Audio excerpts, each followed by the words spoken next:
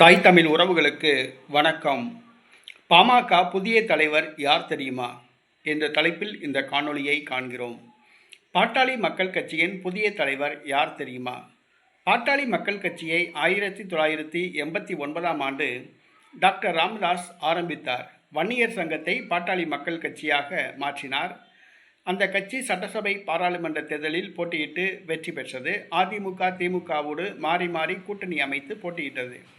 பாட்டாளி மக்கள் கட்சியின் துவக்க காலத்தில் அந்த கட்சியின் தலைவராக பேராசிரியர் தீரன் இருந்தார். ஆனால் 1998இல் அதிமுகவோடு பாட்டாளி மக்கள் கட்சி கூட்டணி அமைத்ததால் தீரன் கட்சியிலிருந்து விலகினார்.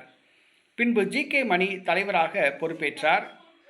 ஒரு சில ஆண்டுகளுக்கு முன்பாக அன்புமணி ராமதாஸ் பாட்டாளி மக்கள் கட்சியின் தலைவராக பொறுப்பேற்றார். கௌரவ தலைவராக ஜி.கே. மணி நியமிக்கப்பட்டார். இந்த சூழ்நிலையில் 2 நாட்களுக்கு முன்பாக பாமக பொதுக்குழுவில் டாக்டர் ராமதாஸ் தன்னுடைய மகள் வழி பேரன் முகுந்தனை பாமக இளைஞரணி தலைவராக நியமித்தார். இதன் அதிருப்தி காரணமாக அன்புமணி ராமதாஸுக்கும் கருத்து வேறுபாடு ஏற்பட்டது. அன்புமணி ராமதாஸ் கட்சி தலைவர் பதவியை ராஜினாமா செய்ய உள்ளதாக கூறப்படுகிறது. டாக்டர் ராமதாஸ் என்னுடைய பேச்சை கேட்டால் கட்சியில் இருக்கவும், இல்லாவிட்டால் கட்சியை விட்டு விலகிச் செல்லவும் என்று உறுதியாக கூறிவிட்டார்.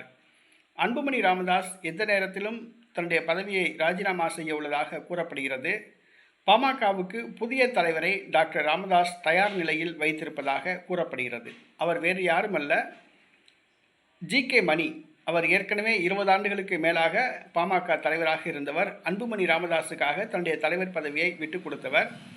ஜி.கே. மணி அவர்களையே மீண்டும் தலைவராக நியமிக்க டாக்டர் ராமதாஸ் முடிவு செய்துள்ளார். அன்புமணி ராமதாஸ் ராஜினாமா செய்தால் ஜி.கே. மணி மீண்டும் பாமக தலைவராக பொறுப்பேற்பார் என்று பாமக வட்டாரங்கள் தெரிவிக்கின்றன.